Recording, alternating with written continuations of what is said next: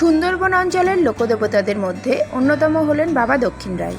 অনেক অসুস্থতা সারে এখানকার ওষুধে। বাতের ব্যথা সারানোর জন্য অব্যর্থ এখানকার আয়ুর্বেদিক ঔষধি। এই মন্দিরে দূর দূরান্ত থেকে মানুষ আসেন এই তেল সংগ্রহ করার জন্য। স্থানীয় মানুষের কাছে এই মন্দির দক্ষিণেশ্বর মন্দির নামেও পরিচিত। সম্পূর্ণ তথ্যের জন্য দেখতে থাকুন পুরো ভিডিওটি। মন্দিরে যাওয়ার জন্য আমি প্রথমেই চলে এসেছি ধপধপি স্টেশনে। শিয়ালদা থেকে লক্ষ্মীকান্তপুর বা নামখানা গ্রামী ট্রেনে চলে আসতে পারেন এই ধপধপি স্টেশনে নেমে লক্ষ্মীকান্তপুরের দিকে মুখ করে 1 মিনিট হেঁটে গেলেই রেল ক্রসিংয়ের কাছেই আছে টোটো স্ট্যান্ড। বারুইপুর থেকে আপনারাও এই মন্দিরে আসতে পারেন। সেই রাস্তাটাও আমি আপনাদেরকে দেখিয়ে দেব মন্দিরের কাছে গিয়ে।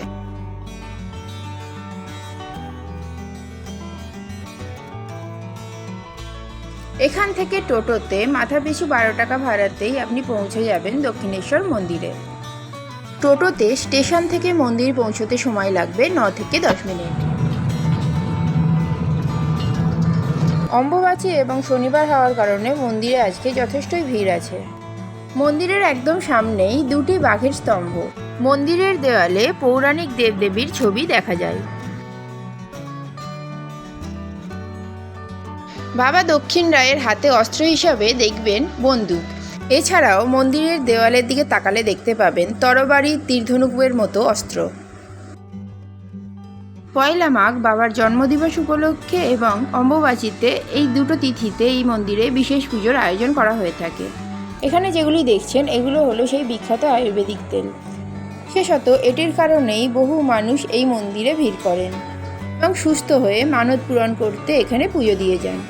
এখানে পুজোর জন্য হাঁস বলির প্রচলন আছে। এখানকার ভোগের ধরনটাও একটু অন্যরকম। সারা বছর নিরামিষ ভোগ হলেও পয়লা মাঘ বাবার জন্মদিবসে এখানে আমিষ ভোগ হয়।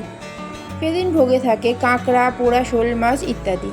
এই বিশেষ তিথি ছাড়াও প্রতি শনি ও মঙ্গলবারও এখানে বিশেষ পুজোর আয়োজন হয়। এই দুটি দিনে এখানে অন্নভোগ হয় না এবং পুজোর সময়ও পাল্টে যায়। সকাল 9:30 এবং দুপুর 2:30 নাগাদ এখানে দুবার পুজো হয় এবং সপ্তাহের অন্যান্য দিন পুজো হয় সকাল 11:30টায়। মন্দিরের ঠিক সামনেই আছে এই হাড়িকাঠ। এখানে ভক্তরা ধূপ ও বাতি জ্বালান। এই মন্দিরের ইতিহাস সম্পর্কে জানা যায়, প্রায় 500 বছর আগে রাজা মুকুল রায় এই অঞ্চলে রাজত্ব করতেন। বাংলা, বিহার, উড়িষ্যা নিয়ে তার রাজত্ব থাকলেও সঠিকভাবে রাজস্ব আদায় হতো না। সেই কারণে তিনি দক্ষিণ রায়কে সেনাপতি নিয়োগ করে এই অঞ্চলের দায়িত্ব দেন, যার আদি বাড়ি ছিল ব্রাহ্মণনগর বা বর্তমানের বাংলাদেশের বরিশালে। তিনি এই অঞ্চলের দায়িত্ব নেওয়ার পরে তার কর্মদক্ষতায় এবং ভালোবাসায় মানুষ স্বেচ্ছায় রাজস্ব দিতে শুরু করেন।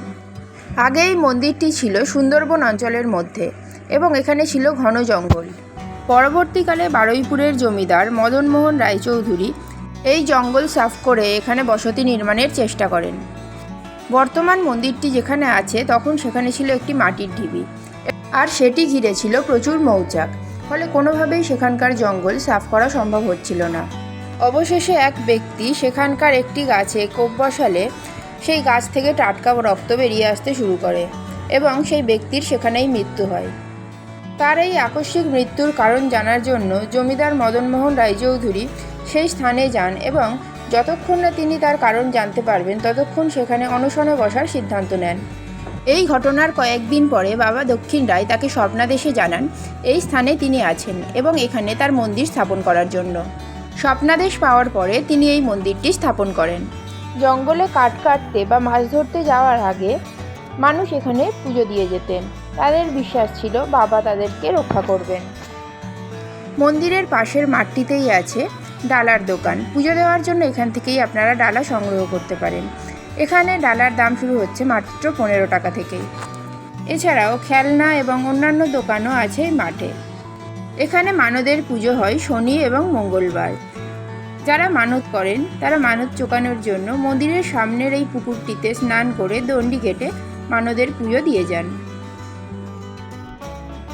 মন্দিরের ঠিক পাশে এই ঘরটি তৈরি করা হয়েছে ভক্তদের বিশ্রামের জন্য।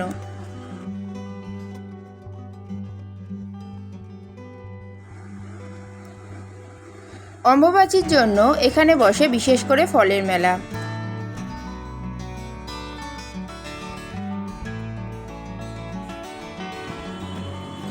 মন্দির থেকে ফেরার সময় এই যে ধপধপির হাই স্কুলটা আছে, এদিকে হলো ধপধপির রাস্তা।